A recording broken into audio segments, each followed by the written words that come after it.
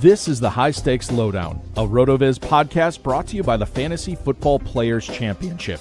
I'm Eric Balkman from the High Stakes Fantasy Football Hour, the Better Sports Network, and the FFPC. You can connect with me on X at Eric Balkman and the FFPC on X at FFPC. Before we get into the show, I want to remind everyone that you can get a listeners-only 10% discount to RotoViz by using the code RVRadio2025. That's RVRadio 2025. Your subscription gives you unlimited access to all of the RotoViz content and tools, and it supports the podcast channel as well. Now, without further ado, here's the latest episode of the RotoViz High Stakes Lowdown.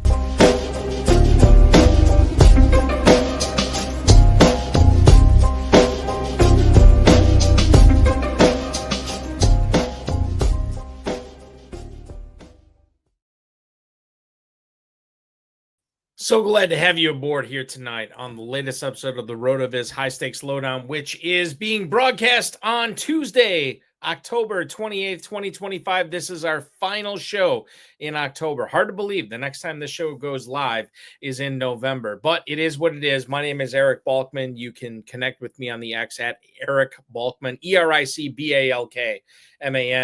You know me from the RotoViz High Stakes Lowdown, the High Stakes Fantasy Football Hour, the Fantasy Football Players Championship, and the Better Sports Network FFPC Insider Access, which will go live this Thursday. More on that coming up a little bit later on in the show. I want to remind everybody that even though you are engrossed in FFPC season-long season, don't forget that you can participate in the FFPC Weekly Challenge, which is live now at myffpc.com. No drafts, no salary cap, nothing that you have to worry about with that. You're just picking your 10 players or your 12 players, whatever you want, if you want to play with kickers and defenses or whatever.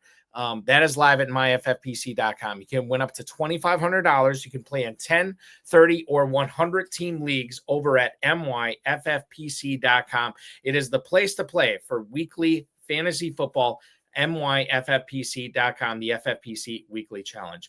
I want to bring in tonight's guest, ladies and gentlemen. He has won more than 24 FFPC leagues, and we're going to get into this at the top of the show. A lot of the times we have guests who play in the Big Gorilla, guests who play in the FFPC Main Event. Not often do we get a guy who is playing in the FFPC Varsity, FFPC Big Payback, FFPC High Society Leagues, $3,000, $5,000, and $10,000 entries. But we're going to get into that with him tonight because he's won these leagues several times over the past several years, and he is in position to win perhaps $1 million in the FFPC Main Event tonight. Ladies and gentlemen, please welcome into the show. You connect with him on X at John Pierce 80. He is the 25-time FFPC League champion, Mr. John Pierce. John, good evening and welcome. How are you, man? Hey, Eric. I'm really good. Good to see you. It's good to see you, man. How is we're October 28th, man. We'll get into your high society, your varsity, and your big paybacks leagues shortly. But as a whole, like with the main events, I know you're in Super Bracket. You're a former champion, overall champion of the Super Bracket as well. How's everything treating you as we are into, the tail end of month 2 of the FFPC season? Well, just like everyone, I've gone through the injury bug and all that's associated with that. So, and then the bye weeks. But, I'd say overall, Eric, the last couple of years have been really good to me. And this year's looking pretty promising. Especially on FFPC, but on other places too. I do almost every high stakes league I could find, but I'm setting good on FFPC. I did go 0-3 on my high societies this weekend. I think that was the first losing week I've had on those. I've either been 3-0 or 2-1 most weeks. So I'm still setting pretty good on all of those. And I went 5-2 on the big paybacks, 7 total of those that I'm in. And, I think I'm in playoff position on 5 or 6 of those. So why do you think, because you've been through the gauntlet before, John, you've been playing this for forever. Why do you think you're setting up for a pretty good season in 2025 as it stands right now? Well, just because, I'm not setting with any like 1-7 or 0-8 teams. I tried to cut back on my leagues this year, because I'm getting older and I got grandkids in sports, but I'm still in all the high stakes leagues. I only did 5-year main events, but I'm either 500 or sitting in first place in a couple of them. So, What do you attribute to that? I mean, because like I said at the top of the show, you're a longtime high stakes fantasy football player. You played in the high society, the varsity, the big paybacks. What do you think? Is there anything different that you've noticed this year? Is it just a matter of like, oh, Balky, I drafted better players this year, and that's why my teams are shaping up? Is there anything that you did different this year that you may think like, hey, this has really set me up for a lot of success as we head into November and December? I think it's just my experience every year gets a little better. When you go head to head with Chad Schroeder in about 5 or 6 games across all the platforms every week, you learn a lot. I've learned a lot. I mean, I don't even know if I've ever spoke to Chad. I've been on some drafts with him on, where I can see him and stuff, but I learn a lot from that guy. And, I think he's in a lot more leagues than me even. He does a lot of them. And other guys, that are on there every year. But I really respect Chad's game on that. And I think I've learned a lot from watching him over the years. You talk about learning a lot from Chad, and he's having a really good year. I would say Chad and David Hubbard are both, and a guy, Hubbard, I know you've competed against in a lot of leagues over the last, half decade plus, whatever. They're having good years. What specifically can you think of anything? And I shouldn't say specifically, but when you think about going up head to head against Chad or Hubbard or any of these big high stakes grinders, when you say like, oh, I've learned some stuff from them, can you think of anything at the top of your head that you're like, oh yeah, this is something that I hadn't done before that I need to start doing, or this is something I've been doing for years that I need to stop doing? When you think about like, and this will lead into my next question, but when you think about going up against these guys that are putting up $3,000, $5,000, $10,000 to enter these leagues, can you think of anything that you've specifically learned from these guys over the years that has made you a better fantasy player, John? Well, I've watched how Chad uses the waiver wire, and he just grinds away at it every week. And I've noticed, I don't know if I should give some of his tricks away, but I've just noticed things recently that I don't know why I hadn't noticed it but he'll pick up guys for $1 on the second waiver wire or two, backup running backs or backup whatever receiver, just in case the lead guy gets hurt. That guy is good. So say like, who went down this last week? Help me out. Cam Scattaboo is one of them. Scattaboo. Tracy probably wasn't available, but if a lead back like that goes down, the backup that's going to move up is going to go for $200 or $300 on the waiver wire. If he gets them for $1 or $2, if nobody gets hurt, then he just switches to the next Thursday night game. He'll pick up a guy for $1 on Wednesday night or something. So that's one thing I've seen. And if you're listening, Chad, I really respect you. Well, I'll lead into this. This isn't a guy who got hurt. That makes sense. It makes perfect sense, John. Yeah.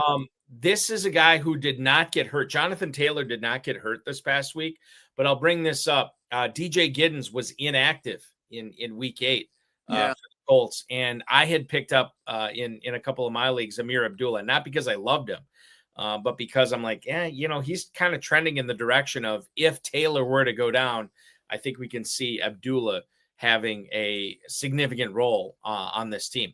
Right. Quinshawn Judkins has the shoulder injury, right? He goes down. And obviously you have Dylan Sampson and Jerome Ford to pick up the slack there. We'll see what happens there. I'm looking at, like Saquon Barkley. I don't know how significant the groin injury is, but certainly Will Shipley is interesting. Certainly Tank Bigsby is interesting there as well. I don't know if there's anybody else that stands out for me over the course of the last week. Probably not significantly. And maybe I'm missing somebody in the chat room can let me know on this. But I think that's the thing that you're trying to get at is the easiest way for fantasy relevance, the easiest way for people to be successful in fantasy football is picking up these guys that don't necessarily have to have all the talent in the world, but once they get that opportunity, and even before they get the opportunity in the FFPC, pick them up on Thursday, pick them up on Sunday, or Wednesday or Sunday or what have you. And then all of a sudden, maybe it works out that you pick them up on Sunday morning, and then lo and behold, the following week you can start them or whatever as a flex or an RB2 or whatever. But if not, you just cut them and move on. And I think that's the thing, is like, and this kind of leads into my next question, John. You have played the FFPC main event over the years, but you've played a lot of varsity. You've played a lot of big payback, a lot of high society. For everybody who's watching, the high society is a 10K buy-in. The big payback is a 5K buy-in. The varsity is a 3K buy-in. And when you are participating in these leagues, and I see it because, I watch these drafts live in Vegas, and I'm flabbergasted by the way that people draft in the main event. And then I sit and watch a main event draft out there at Planet Hollywood or wherever we're at, John. And then I watch a big payback or I watch a high society. God, these guys that are going in the 16th round in the main event, they're like 9th round in high society, or 8th round in big payback, or 10th round in varsity. Like, it's crazy. And I think that's what I want to lead into here, because you are a veteran of all three of those formats. What's the biggest difference when you're drafting and managing teams in the main event in the FFPC, going for $1 million, granted, but when you are going for, 20K or 50K or whatever in the high society, varsity, big payback, whatever, what's the biggest difference between managing those closed 12-team leagues with the higher entry as opposed to the main event where you're paying, $2,000 or whatever to try to win $1 million? Right. So, in the high stake, the big paybacks and the high societies, I'm playing against 11 guys. That's all I got to beat, or maybe just beat 10, get second place. Right. So I want to be more consistent, more, I don't want to say floor oriented. I want guys that are just solid, that I know are going to get their Jacoby Myers, even though, he's sitting out now or whatever, but he's a PPR machine. I want solid guys like that. I don't want to take chances so much on too many rookies in these bigger leagues. I just want proven veterans. So I go after those second or third year receivers, running backs that have proven it for a year or two. Younger guy, not too many older guys. Now, when I'm doing the main event, I think of it like, okay, I'm more likely I want to do a quarterback receiver stack, because I want, because it's like a lottery ticket. You got to explode in those 3 championship weeks, So yeah.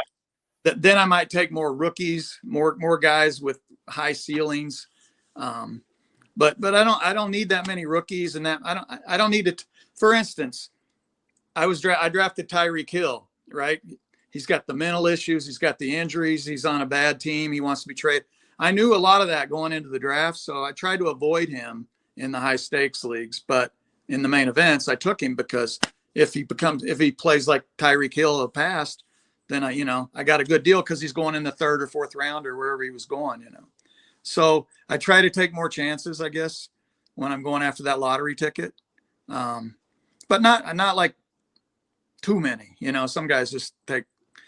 But the funny thing is, I was doing a high stakes draft, and these guys that probably have 20 or 30, it was the podcast. I won't mention any names, but some podcast guys that were running one of those big paybacks.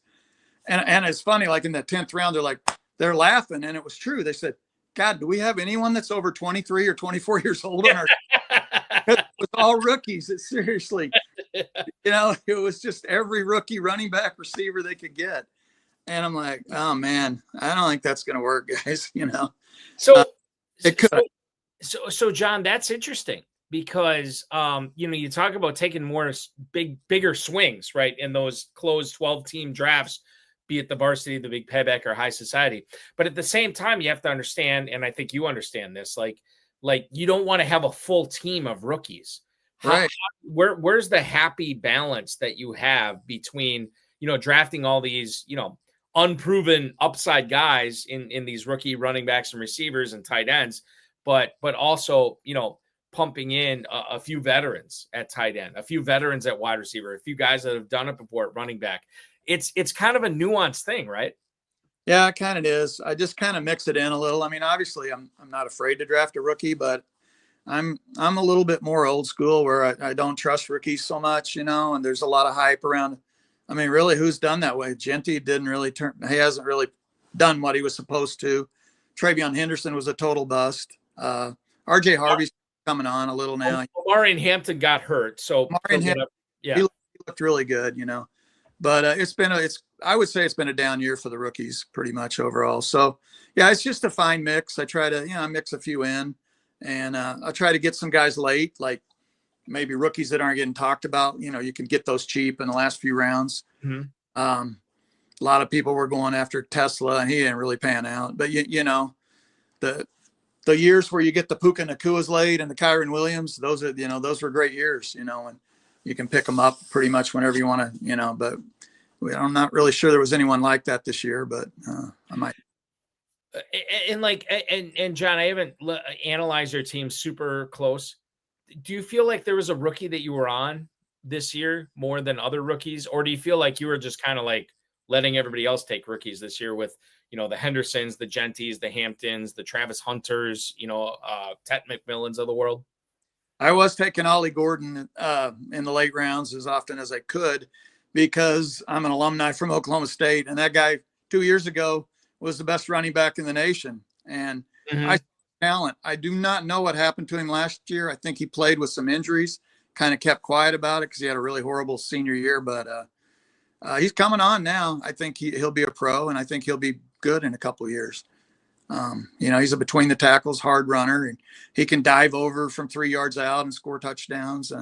He'll be a touchdown scorer on the goal line. So, knowing what we know about Devon Achane and that Dolphins offense right now, and I don't know about this, John, have you tried to keep Ollie Gordon on most of your teams so far, knowing that he might just be an injury away from significant FFPC start-worthy fantasy relevance?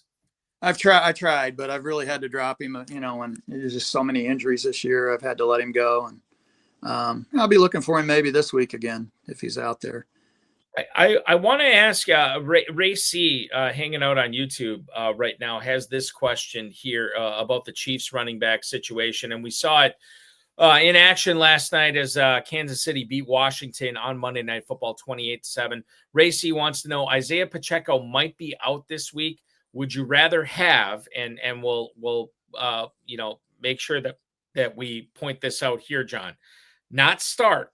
Would you rather have on your roster Kareem Hunt, or would you rather have on your roster Brashard Smith? What happened to Pacheco? Pacheco may miss this week. So the latest we saw on him last night on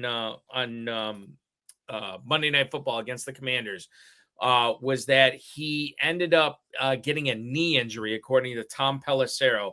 This was he reported this earlier today, actually.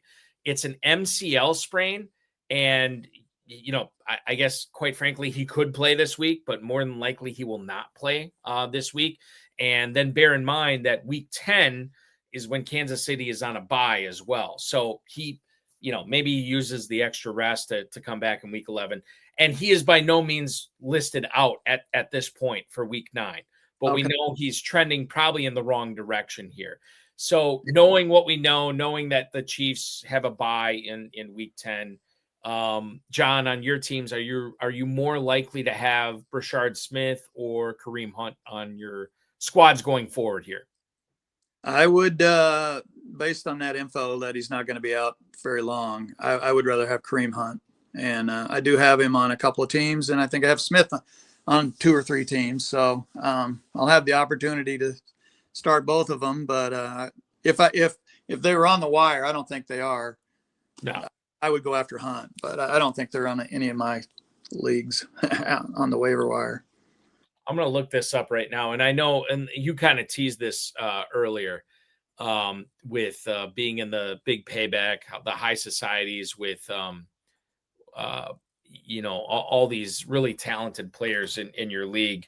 Oftentimes you are not, these other guys that are being picked up in the Big Gorilla, that are being picked up in the FFPC Main Event, they're not available in those varsity high society big payback leagues. I can tell you that Kareem Hunt is taken in 93% of main event and Big Gorilla Leagues. I can also tell you that Brashard Smith is taken in, what am I looking at here? 100%? 100%. He's at 100% ownership in FFPC main event leagues. So he is not found anywhere in main event leagues this year. So something that you'll want to know going forward here, Ray, as far as what you want to do with those Chiefs running backs. Okay. Yeah. If I had them both, I would start Hunt this week, Yeah, and we should look that up too, because the Chiefs are obviously on a short week right now. If we look at what the Chiefs are facing in week 9, it is going to be the Buffalo Bills in a 4:25 matchup on Sunday. That is in Kansas City. And it's only the Chiefs are actually a 2.5-point favorite in that game, believe it or not. So that could be a significant Kareem Hunt week this week, John. So that's something we'll be paying attention to as the week goes on. I want to get into some other stuff here. We'll focus on receivers, at least for the moment. Rashid Shaheed had a really big week in week 8. If we look at what he was able to come up with, statistically speaking, with not one but 2 quarterbacks, as Spencer Rattler was pulled in that game in favor of Tyler Shough, and we have found out that Tyler Shough will be the quarterback, at least for week 9 here going forward. Now, what I want to bring up with Rashid Shaheed before you answer this question. Okay. Gets 12 targets, John, in week 8. Catches 9 of them for 75 yards. He did lose a fumble in that Tampa game, and he got a glute injury in the final drive of the game. We have not gotten an injury report yet. We'll probably get one tomorrow from New Orleans. But he struggled to stand up after he was tackled on a play. He went onto his side, and the trainers looked at this right glute muscle. He did jog off the field for what it's worth after that. He lost 1 fumble, nearly lost a second fumble as well. They also had a play where Shaheed beat his man on the right sideline and Shough overthrew him. Otherwise, that could have been a touchdown. And then you're looking at 10 catches for 130, 140 yards and a touchdown. Could look very different. It is the Rams this week that he is playing against in fantasy football. That game is in Los Angeles. The Rams obviously coming off a bye. In your opinion, seeing what we saw from Shaheed last week, John, how strong of a start do you think Shaheed makes battling the Rams in Southern California on Sunday? Well, I'll tell you, he's a player I do have a lot of. I really thought he would have a good year, and he's been fairly consistent. He's a borderline flex, depends on how strong your lineup is in any given week, but I will start him a lot. I do not like the quarterback change for him because it's unpredictable. I thought him and Spencer Rattler were doing pretty good together. Mm-hmm. And the Rams are pretty good defense and team overall. Yeah, it just depends. He's going to be a borderline. Yeah. If it's close, I may not start him because I don't know about Shough. I think he's going to struggle and be worse than Rattler, honestly. But yeah, I don't know. He's projected, I think, for 10 or 11 points, which is, decent, I guess, as your last flex. So he'll be in some of my lineups. John, what was it in drafting season that sort of like turned you on to Shaheed? The fact that you have him on a bunch of teams. What did you like about Shaheed? Was it his talent, his situation? Probably a mixture of the both. But what did you like about him in drafting season that had you acquiring him on a lot of your teams so far in 2025? Well, I looked at it like if Olave's healthy, who I also like Olave, but, he had the 2 or 3 concussions last year.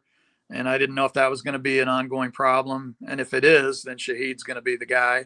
Mm-hmm. He's got great speed. He's good at catching the ball on a fast run, long pass.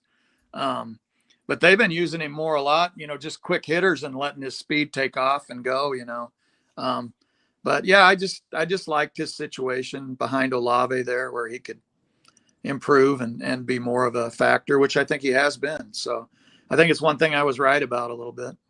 Do you said you liked Olave as well. Do you think that FFPC players kind of undervalued the talent at wide receiver in New Orleans, thinking that, and I don't want to put words in your mouth here, but I just think about, like, okay, a lot of people liked Olave, a lot of people like Shaheed, and then they think about the quarterback situation there, where it was Spencer Rattler, who we know got benched this week for Shook, and we knew that was a possibility. Yet you like both of these wide receivers in drafting season. What was it about? Was there something specifically that you liked about this New Orleans offense? Maybe Kellen Moore coming there as well, that you like both of these wide receivers without necessarily giving a ringing endorsement to Rattler or Shook or any of the quarterbacks there? Yeah, well, I mean, Olave he's just solid, minus the concussions. If he keeps going, he'll probably have a really great career. He's from Ohio State. I mean, Ohio State, I draft a lot of those receivers from Ohio State. It's wide receiver U, right? And then I just like Shaheed's speed and, his ability to catch the ball deep. And, I thought they were the only two game, Kamara's getting older, so he may not get as many swing passes as he, what is he, 30, 31 years old now, something like that. And, I just thought those would be the two guys. I didn't realize Juwan Johnson would make, kind of a comeback too. But yeah, I wasn't really sold on the quarterbacks. And but when it kind of looked like Rattler was going to be the starter in some of those later last weekend drafts, so I just thought they'd be all right with Rattler. I want to get into the Alvin Kamara, Devin Neal thing in a little bit, but before we do, we have to talk about the big running back injury that happened in week 8, and that was Cam Skattebo going down, hip drop tackle, boo to the hip drop tackle. But it is going to cost Cam Skattebo the remainder of his 2025 season. And I think about where we were, John, a year ago, roughly today, where Tyrone Tracy really came on at the end of 2024, the second half of the season. He was a potential league winner, and well, not even a potential league winner. He did help people win leagues last year. He was a huge boon for anybody who had him on the roster. And now here we fast forward to where we're at, heading into week 9 of the 2025 season.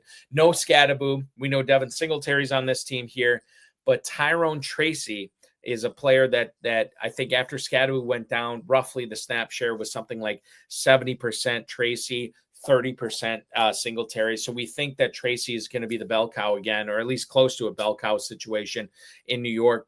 When you think about Tracy going forward here, is and specifically in week 9, is he just an absolute, like, listen, you got to play him this week. He's at home against the Niners. No Fred Warner on that defense. The Niners defense is a shell compared to what they were at the start of the season. Do we need to get Tracy in our starting lineups in the FFPC without abandon, knowing that Cam Skattebo is going to be out and knowing that Tracy got 70% of the snaps after Skattebo went down last week?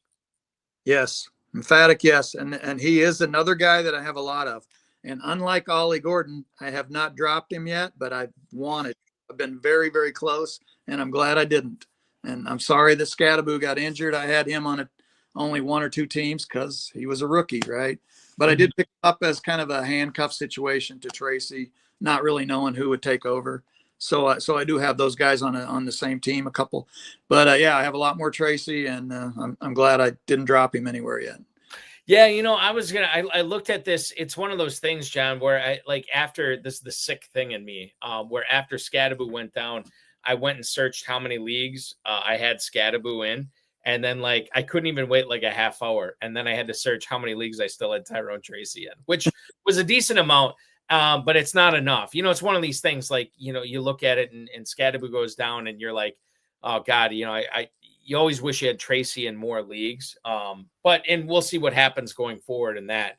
I want to go back out to YouTube here, and I'll throw it up on the screen here as we talk Las Vegas Raiders football with Ray C. Brock Bowers might come back this week. This is after the bye. Obviously, the Raiders are back in action after being shellacked in week 7 by the Kansas City Chiefs, 31-0. The Raiders back in action this week in a 4:05 window on Sunday. They host the Jacksonville Jaguars. Ironically, despite coming off the bye and despite hosting the Jaguars, the Raiders are 3-point dogs in here. Ray C wants to know what we should expect from Brock Bowers going forward. Geno Smith looks bad. Yes, he does look bad, Ray. And I'm with you on that here. When you think about Brock Bowers, I think the easy answer to this question here, John, is if you drafted him, if you bought him in a salary cap league or what have you, if you have him on your roster, you got to play him this week. I know I own him in a few leagues. He is going to be a slam dunk play for me this week. But I haven't broken it down to the point where, like, well, what am I expecting from him? You know, you think about some of these other tight ends that have really come on this season. Jawan Johnson, Jake Ferguson is another guy that's really come on. Tucker Kraft, we saw him in all his glory on Sunday night. And some of these other tight ends, maybe you have a better option in week 9 than Brock Bowers. Maybe you don't. But to answer Racy's question here, John, coming off the bye, not knowing exactly what's going on with his knee, what do you think Brock Bowers puts up here this weekend against the Jaguars in Sin City? I mean, it's hard to say. Is he really past the injury, you know? And Geno your listener's correct. Geno has been really bad, but you got to start him. I mean, hey, I didn't bench Kittle after he took a 0. And he got a touchdown. And I think you'll be all right if you start Brock Bowers. You could have worse problems than that to be worried about right now. Yeah, it's really difficult for me to say sit Brock Bowers, and it's even more difficult for me to say what am I expecting from him this week. I just know that for the leagues I have him in, and what I invested in him, I don't really have another good solution at tight end, so I'm going to be playing him if he's active in 100% of my leagues. Now, that is a 4:05 start, so we may not know exactly what's going on with Bowers, but as it stands right now here, as we're doing this show live on Tuesday night, I feel good about Bowers coming back, and I feel good about not having to wait on that decision on Sunday for sure. Okay, moving forward here. I said we're going to get back to the Saints. We're going to get back to the Saints right now, John. All right. How concerned should FFPC managers who own Alvin Kamara in their leagues, how concerned should they be about him knowing that Devin Neal actually ate into Kamara's volume this past weekend in action? And now that the Saints are facing the Rams defense in week 9, what's your level of nervousness? How do you feel about Alvin Kamara and starting him as your running back 2 or as your top flex in FFPC leagues going forward, knowing that, you know, we don't have Kendra Miller to worry about, but it seems like we have a Devin Neal problem on our hands as far as Kamara owners go. Yeah, didn't Neal had 3 catches, right? I think that's right. I'm going to look it up right now, but that sounds right. Did I look and see that he didn't even have one single rushing attempt, or did I look at that wrong? You may have looked at that wrong, or maybe I looked at that wrong. I'm going to load it up right now. As far as Devin Neal goes, remember that Kendra Miller tore his ACL this past week, and we didn't know exactly what was going to go on with that backfield. But I can tell you that to your point, in this Tampa game, which, I mean, New Orleans was trailing most of the game. They lost 23-3. I can tell you Devin Neal did not have a single rushing attempt in this game. To your point, John, he did have 3 catches for 11 yards. Kamara had 2 for 24. Kamara in this game, despite Devin Neal not having a rushing attempt, Kamara only went 6 for 21 here as well. Yeah, so neither one of them really did much. I didn't watch that game, but I guess they were behind, so they were passing probably the whole time. The catches are a little concerning, I guess, because that's Kamara's role, right? To catch the swing passes and all that. Mm-hmm. Yeah. I don't know. I would have probably been more worried about Kendra Miller, but Devin Neal did a little something last week. So I'm just kind of down on Kamara, though. I mean, the Saints are just horrible. I don't know.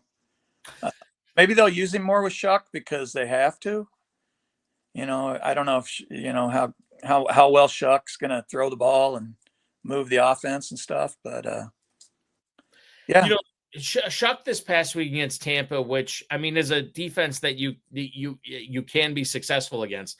Shuck was 17-30, only 128 yards. He threw a pick, took 2 sacks for 18 yards, had a QBR rating of 7.7, overall quarterback rating of 53.2, which was not great. And Permar points this out on YouTube right now. The Saints running back game has been dead for more than a year. Too much negative game script, no matter who the running back is. The team running back game has been garbage. And it's hard for me to disagree here with Permar on this. Like, if you're starting Alvin Kamara going forward, you have to be relying on him catching passes. Is what he has been able to do, or maybe a better term for it, what he has not been able to do, rushing the football, has left a lot for fantasy owners to be desired. Now, this coming week, they're at the Rams, not a great matchup. They go to the Panthers, which sounds like a great matchup, but remember, the Panthers have had some really good games this season against opposing running backs and stuffing the run. Same thing that can be said for who the Saints play after that, and the Falcons. They do get the Dolphins, which I think, again, sounds like a great matchup, but then you look at what Miami did to Bijan Robinson this past week, and it's like, God, I don't know if we can take that for granted. And then it's Tampa again, Carolina, the Jets, the Titans, the Falcons. So there's not, you can make the case that this Saints ground game is not going to be great the rest of the season, which I think gives us pause here in how we handle Devin Neal off the waiver wire. And John, I think I should ask you about that too. When you consider Neal in the leagues that he's been available in your FFPC leagues, are you more of like, I'm gonna place some keep him honest bids, but I'm not gonna go over the top on Devin Neal? Is that how you're handling Neal this week in waivers coming up tomorrow night? Yeah. I'll just if he's out there, I'll put something in, but I'm not gonna go crazy on it. I did get him, I think, on 2 teams already, but last week. But I didn't even consider starting him. And that was more just like, there were all this talk about possibly trading, but Kamara doesn't want to be traded, so he's going to be there. So it's going to take an injury, but then Neal will be pretty valuable if he did get injured. So again, it's, if you can get him and you have room on your roster, but I'm not going to spend much, Which makes perfect sense, I know we're getting into the second half of the season here. But you still want to be responsible with those fab dollars that you have left on your team. And that's sort of how I'm handling them this week too, John. Like, I'm not going to go crazy. If I can get them for cheap, I'll do it.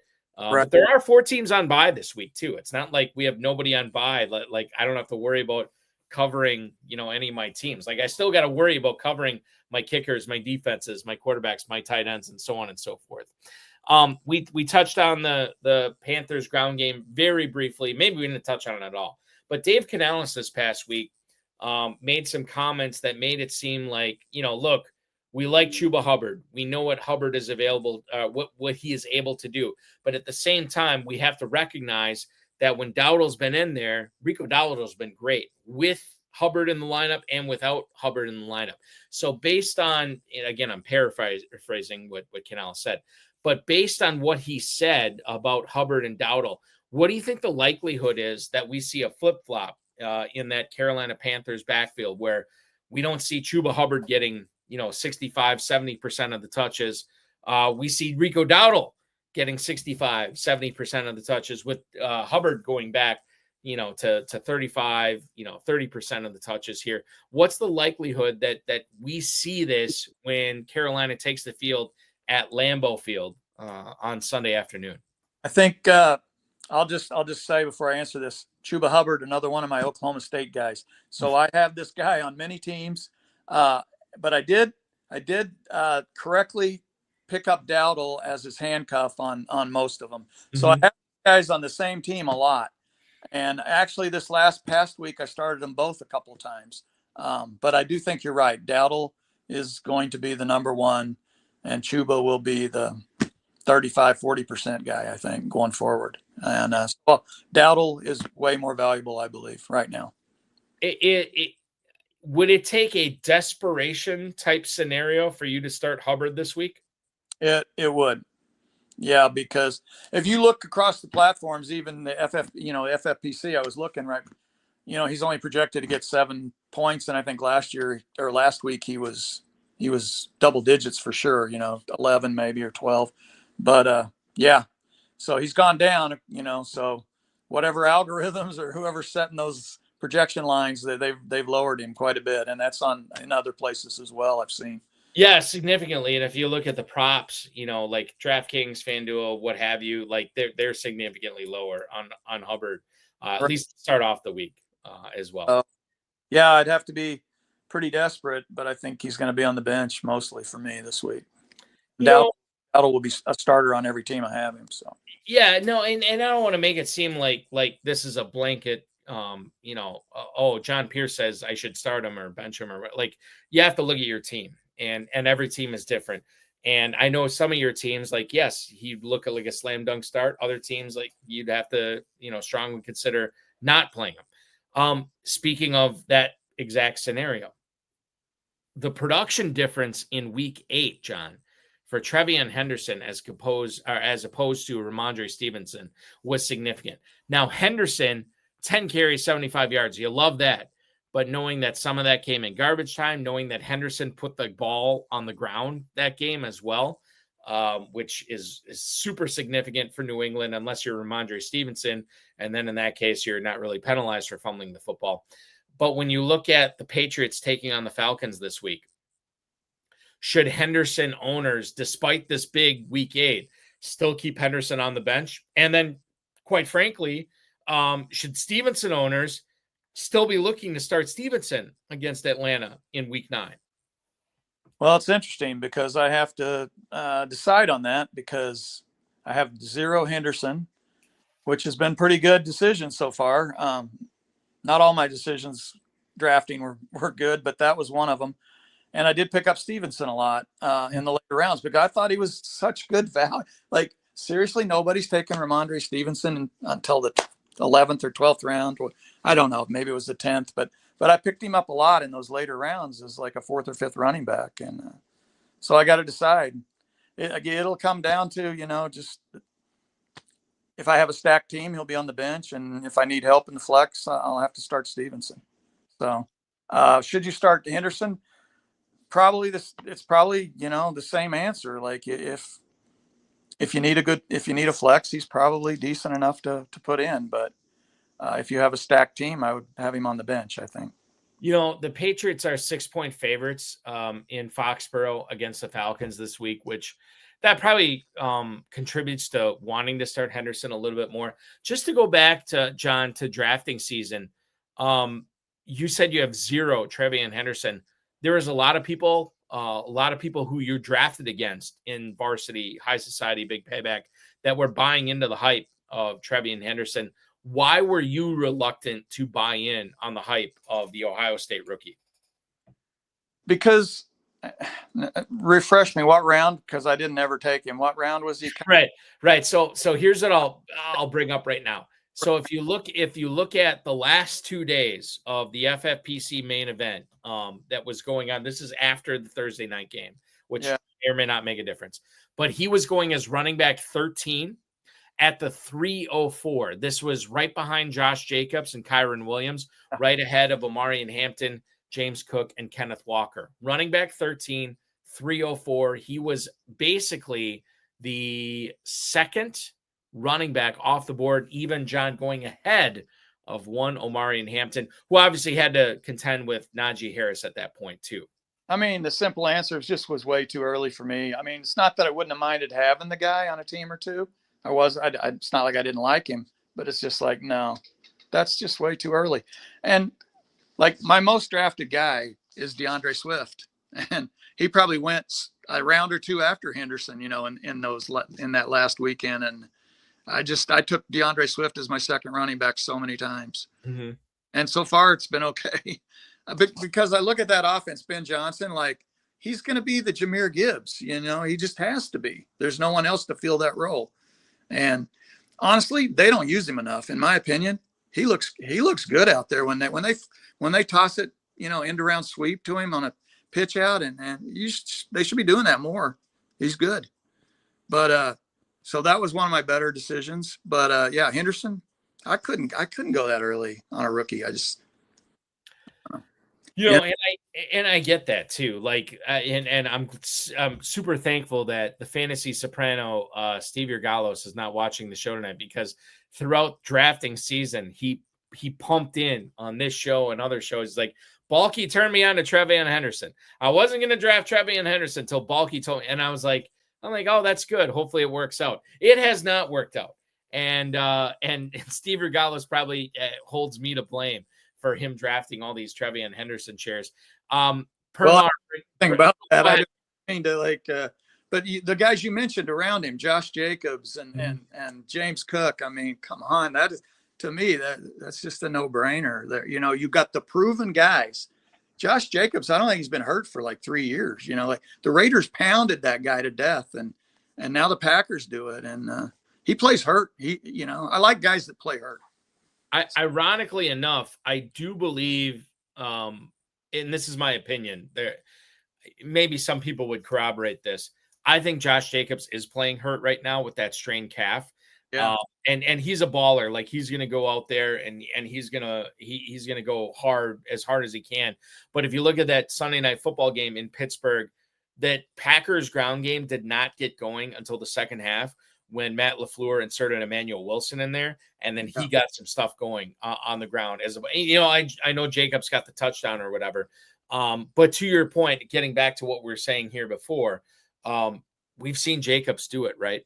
We've seen James Cook do it, and James Cook has been doing it this year in a year that a lot of people were down on him for a couple of reasons. One being the contract situation, and two being just sort of like a natural regression to the mean based on, what happened last year with Cook. And those guys have both been crushing it well over Trevian Henderson so far this year. Go ahead.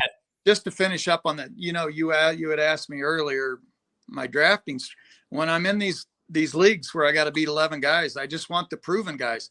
Yes, Henderson has tremendous potential and upside. I got all that, but it's still a risk. So I'll just, that's the way I think at times. And it makes sense for those high society varsity big payback leagues for sure. And quite frankly, it makes sense in the main event as well. We have Ray C chiming in on YouTube. Can you guys, I'll post it here so you can see this, John. Can you guys talk a little bit about the Arizona Cardinals running backs? Is Bam Knight the guy? Michael Carter was waived and signed back. So this was interesting. This came up earlier this afternoon that Michael Carter was cut yesterday and then re-signed to the practice squad again for Arizona, taking the place of one Dearness Johnson in the Russ Cole time as a flat circle thing. Dearness Johnson released. Michael Carter re-signed here to the practice squad. It sounds like I would imagine that if he's elevated to the 53 man, I don't think he'll play a huge role, but it sounds like this is going to be wheels up for Bam Knight when you consider that Trey Benson, as far as I know, not ready to return yet in week 9. And this, I could change my answer on this right now going forward here, John, but what do you make of the Arizona Cardinals running back situation as they cut Michael Carter yesterday and re-signed him to the practice squad today, and knowing Amari DeMercado is recovering from that ankle sprain, knowing that Bam Knight is on this roster and Trey Benson chomping at the bit, trying to get back from injured reserve as well? Yeah, well, I guess it's got to be Bam Knight if, based on what you just said, obviously. But, I was loaded with James Conner and I had Trey Benson as the handcuff. So I'm holding on to Benson, hoping he's going to get back as soon as he can here.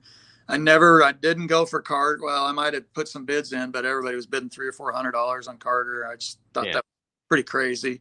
I do have DeMercado. I'm pissed at him for what he did, because I think I would have gotten some pretty good value out of him if he hadn't gone to the doghouse with the coaches and dropping the ball and all that. But let's get Trey Benson back as quick as we can here. But Knight's the guy this week, I would think, There was one dynasty league, John, that I had. I started the season off having James Conner and Trey Benson on the same team. And then when Conner went down, I went and picked up DeMercado. So, and then I placed Conner on IR, obviously. So I had Conner and DeMercado and Trey Benson. And then Trey Benson went down.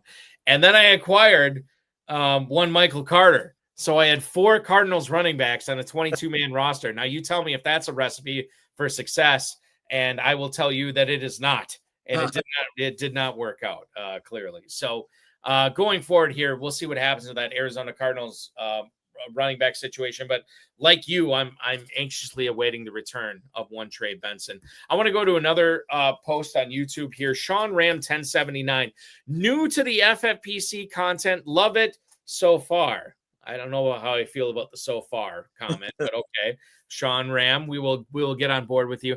Any thoughts on Nico Collins this week against the Denver Broncos with Patrick Surtain out? The offense looked much better last week. Figuring out Zay Flowers or Nico Collins for this week. Now, thank you, Sean. We appreciate you hanging out and taking in the program tonight. So when it comes down to Flowers versus Collins this week, I don't think we've got an official injury report on Collins. He was out last week because of the concussion, which you normally think, okay, that's a 1 week thing, but there's no guarantee he comes back this week. So I'd be watching that injury report very closely. Collins with no Surtain is very interesting. And then when you consider that Zay Flowers is in Miami this week, thinking that Lamar Jackson is also back this week, there's a lot of peppers in this gumbo here, John, as we try to figure this out. I lean towards Nico Collins over Zay Flowers, but I can be persuaded when you consider if you can only play one of these guys in your lineup, like one Sean Ram 1079, would you be playing Zay Flowers at Miami this week, or would you start Nico Collins at home against the Patrick Surtain-less Denver Broncos? Well, if I feel like Collins is healthy and good to go, if that's the word they put out, I would start Nico. I mean, it is more closer than you think, but I mean, Stroud's looking like rookie Stroud a little bit. Mm-hmm. He's the quarterback to pick up this week if he's available, I think, if you need one, and I do on a couple teams. And I do have him. But yeah, I would lean Nico. That's just me. I have Nico, so I'm hoping he plays. I and maybe this is not what I should be telling people, but I lean towards the draft capital that I invested in these guys, and I definitely invested more draft capital in Nico Collins than I did Zay Flowers, and that's another reason why I would suggest Collins over Flowers this week.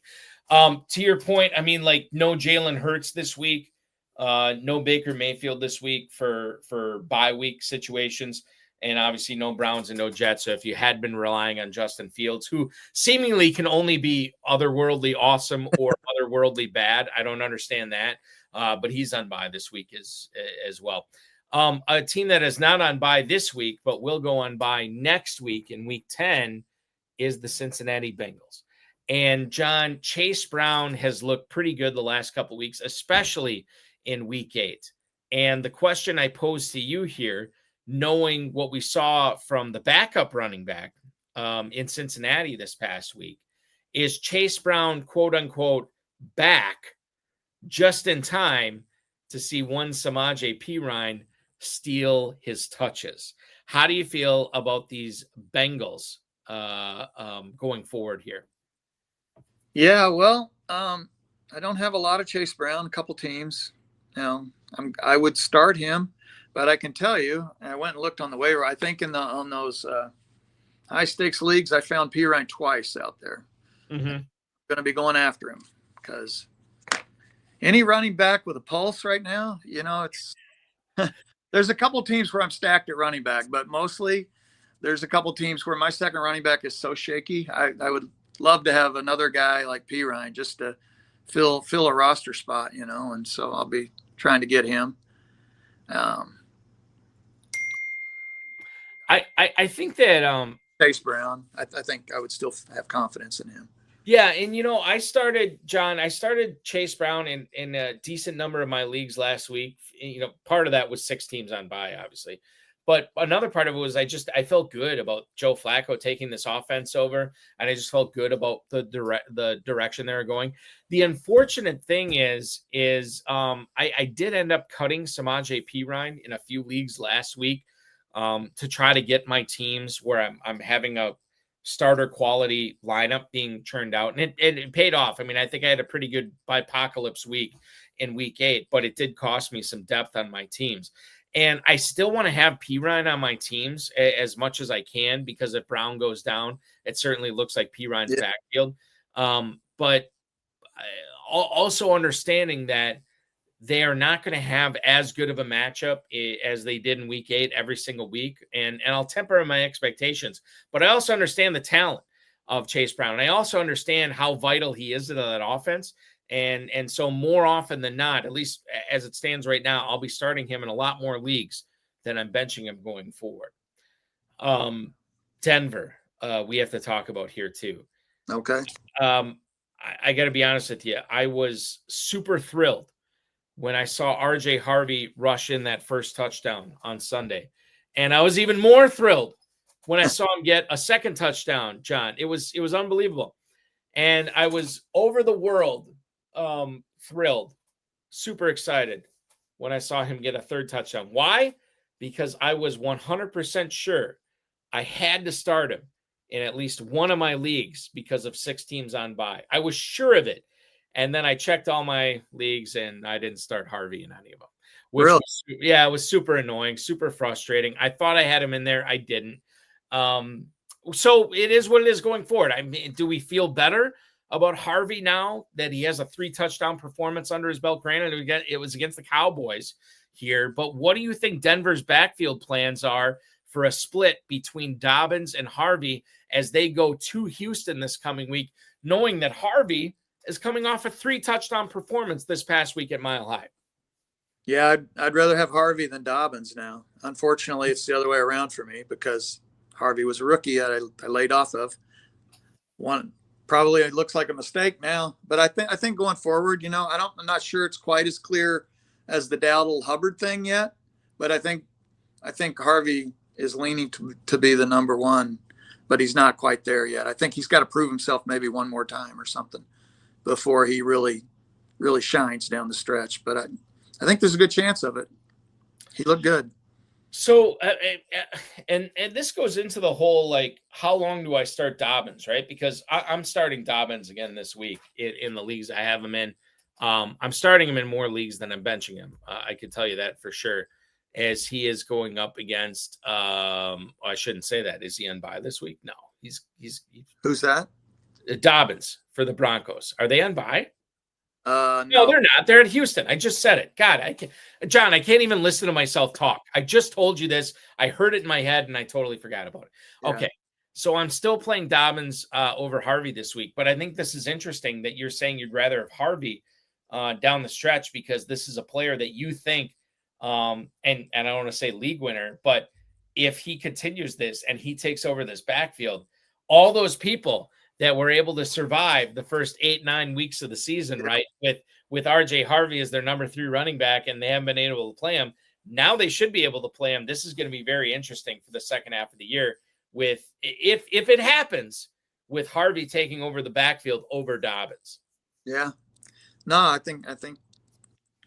mean, a complete takeover, but I think it's going to go 60-40, 65-35.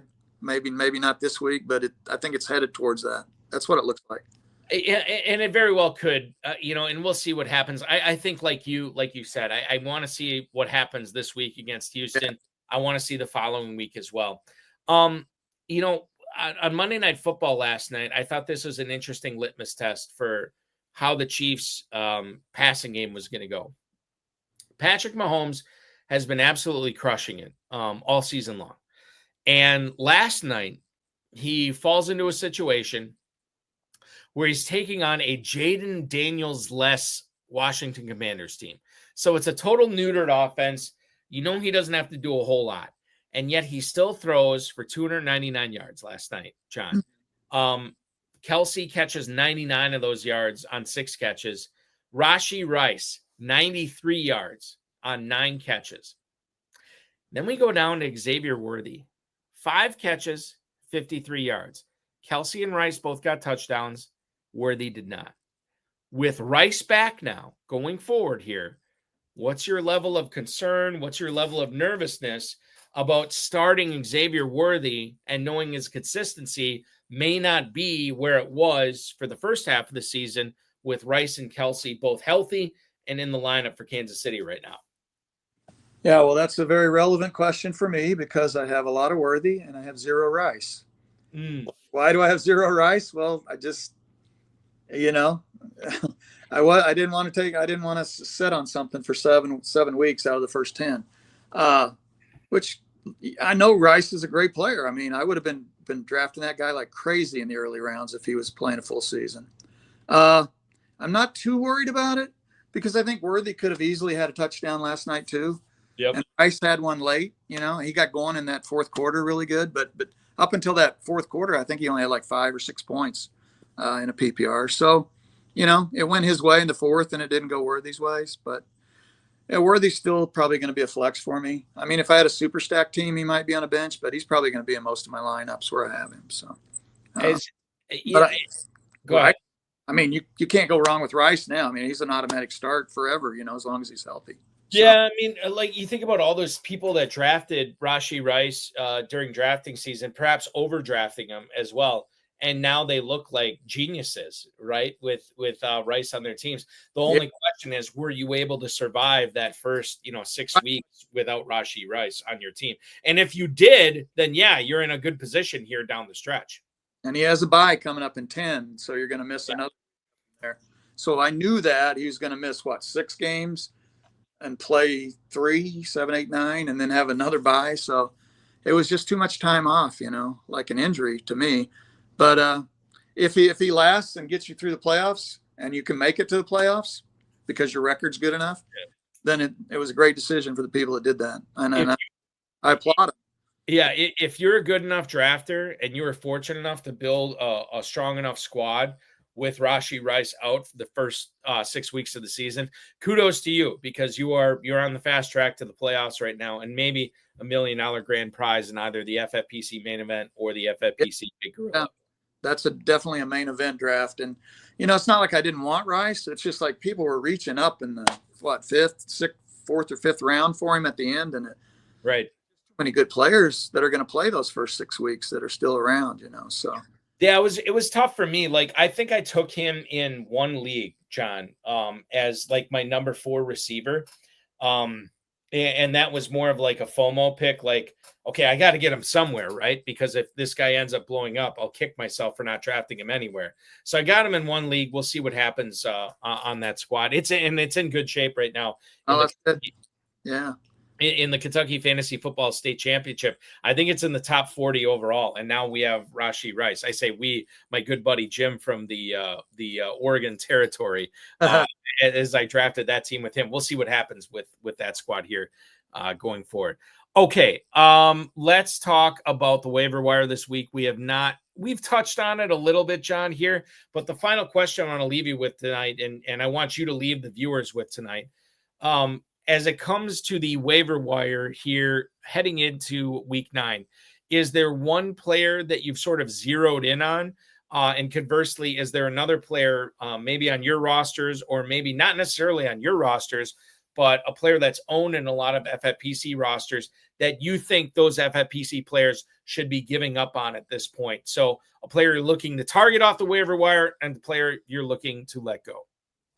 Well, I mean, I'll look at every league and try to I don't think I'm going to find a Tyrone Tracy, but maybe some people gave up on him, but I doubt. Not in the high-stakes leagues, especially on FFPC because we have such a deeper bench than some of the other players. He may be available in other places.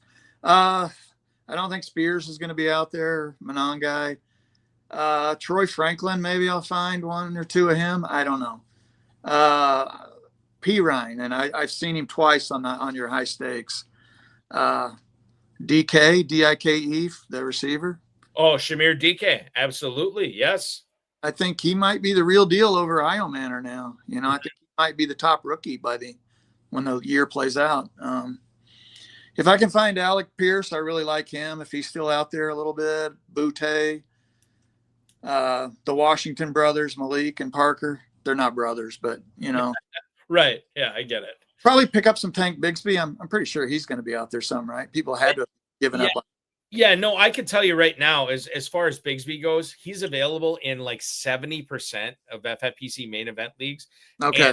And the Eagles are on bye this week. So this would be a good week to pick up Bigsby for sure. So don't sort on projected points. If you want to try to find him, you got to probably go.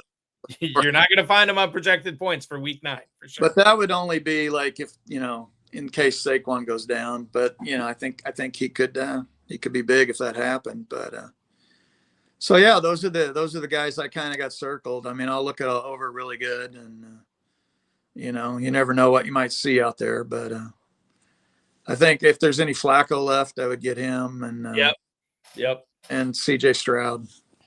So I don't know. Let me throw this at you, John. Permar is chiming in on YouTube right now. He says, "Let go of Matthew Golden. It's an easy call." It's not easy for me, but I understand the thing is with Golden, Christian Watson came back this week, but Dontavian Wicks was out again, and Golden still did not shine. I think that he is dealing with a significant hip injury. He's battling through right now, but it has really sapped a lot of his explosiveness. If you looked at those targets and how the Packers are utilizing him on Sunday Night Football, it was all within the first 5 to 10 yards from the line of scrimmage. I don't advocate dropping Matthew Golden, but I'm a hard to quit type guy, so I would probably keep him on my roster. But I get it if you need to let him go. Is there anybody else? And I'll let you weigh in on Golden here. Is there anybody else that you would be looking at dropping this week that you think FFPC players should be dropping in search of better and new things with perhaps a higher upside? Well, yeah, I don't know about dropping these guys, but I'm definitely done starting them. And I probably could drop them, but I am so damn tired of Jerry Jeudy right now. I can't. Yes. I mean, Dylan Gabriel's horrible. I don't know what's going to, even with Flacco, Jeudy really wasn't doing too much, If you look at his scores, I don't know. He maybe hit 7 or 8 points once or twice, or maybe one double digit, but it's just been horrible. And I think, I had to start Tony Pollard. I didn't have to, but I chose to, and that was a bad decision. I'm done with starting Pollard. Spears would get this start over Pollard for me right now. So those are the two guys I'm most pissed at. Jeudy. Yeah. In regards to Jeudy, as crazy as it sounds to cut the guy, he didn't do it with Flacco. He has not been doing it with Dylan Gabriel. And we heard, I don't want to say reports, but definitely rumors out there from some significant pundits that cover the NFL that Shadur Sanders is going to get some starts for the Cleveland Browns down the stretch here. And John, I don't know about you, but if Jeudy couldn't get it done with Flacco, if he's not getting it done with Gabriel, I don't see Shadur Sanders all of a sudden unlocking Judy's potential here. So this may be one of those guys, Paul Charchian talks about the sabotage drops where you drop a guy like Jerry Jeudy and let somebody else pick him up and have him wallow in somebody else's starting lineup, right? And that could be, that could happen. 250 fab on him or something. Right, yeah, exactly. Yeah. I'm going to drop $250 on him and then have him, go 8, 4, and 3 for the first 3 weeks I have. There's something to be said for that as well. Just real quick here, Permeyer also chiming in. What do you make of dropping Luther Burden if you need a roster spot, John? I drafted him in a few leagues in the hopes that he would turn it on in the second half of the season. We're getting pretty close to the second half of the season, and now he's dealing with a concussion. Hasn't really done much so far this year. What do you make of dropping Luther Burden right now? I wouldn't tell you not to. Fortunately, he was a rookie that I don't have. So, but I've seen him out on the waiver wire in a place or two, I believe. So, yeah, I think that's fair. Are you ever going to feel confident starting him? I mean, even if he gets 17 points this week, are you really going to start him the next week? Honestly, the only way I ever would is it's a 2-part process, right? He's got to put up like 15 plus. And then there's got to be an injury to like DJ Moore or Dunze or perhaps Colson Loveland / Cole Kmet. And if I don't have both of those components, no, I will not feel comfortable starting Luther Burden going forward. Yeah. I will always feel comfortable talking fantasy football with the 25-time FFPC League champion, John Pierce. You can connect with him on X at John Pierce 80. He has a team in the top 100 in the FFPC Main Event. I know you're doing very well in the FFPC Varsity, Big Payback, and High Society Leagues that you're in this year as well. You are a former FFPC Super Bracket overall champion. You've done it a bunch of times here. So, John, I feel like you don't need me wishing good luck to you, but I'm going to do it anyway. Good luck the remainder of the season. Hopefully the ball bounces your way. Always appreciate our conversations. And take care. Hopefully we can chat again real soon on this show. Yeah, had a fun night with you, Eric. Thanks a lot for having me on. Absolutely. That is John. Absolutely, John. Thank you so much. John Pierce hanging out with us tonight here on the road of his high stakes lowdown. Great talk with him. And like I said, too, I mean, like as talented as that guy is in the Big Gorilla in the main event, what he's been able to do in the high society, in the varsity, the big payback over the years, going up against guys like, and I've seen these drafts. I facilitate them out in Las Vegas where, you're going up against the Chad Schroeders of the world in every single draft. The David Hubbards in every single, we had Larry Weinhauer on this show a few weeks ago. He's in a lot of those varsities as well. There's a lot of talented people in those drafts, and John consistently always does well in them going forward. So that is going to complete our show tonight, ladies and gentlemen. So glad to have you aboard. I want to tell you that this show will be live again next Tuesday with one, and I'm excited to have this dude back too. Kurt Kikas, Dr. Feelgood, Suds, hanging out with us at 10 p.m. next Tuesday. Talk about his main event and Big Gorilla teams that are doing well this year. Always a good time to talk with that guy. He's been on this show before, and he'll be back again next week. Which should be a great broadcast, as it always is with one Kurt Kikas. This coming week, Thursday night, on the FFPC Insider Access show on the Better Sports Network, we'll go live at 7 o'clock until 9 o'clock for Ravens Dolphins with Kevin Safraniak from rotoviz.com, the Cat Dad FF on X. So glad to have him back on the show this week. He's going to weigh in on everything that you need to know about heading into week 9. And then, of course, on Friday night, we'll be joined with FFPC, and I'm breaking this right now. We'll be joined by FFPC Big Gorilla Week 8 fifth place team owner Ali Yousefi is going to join Farrell Elliott and I. I'm very excited for this interview.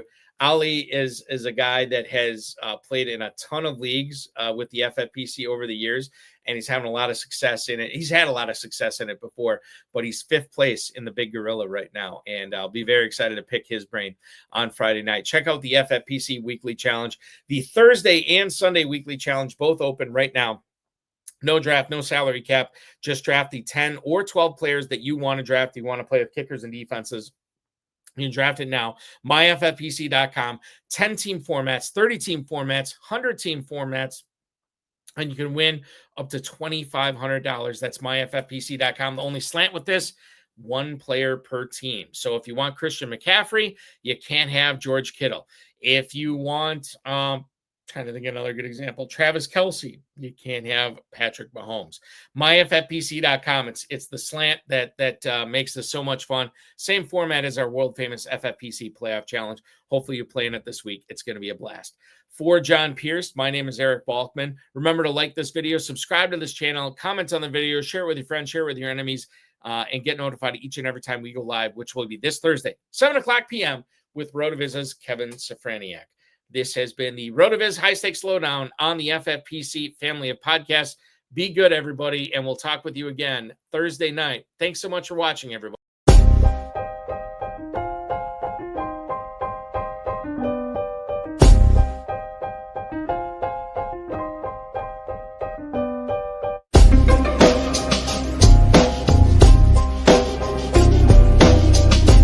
Thank you for listening to the High Stakes Lowdown, a RotoViz podcast brought to you by the Fantasy Football Players Championship. And thanks to Grapes for our theme music.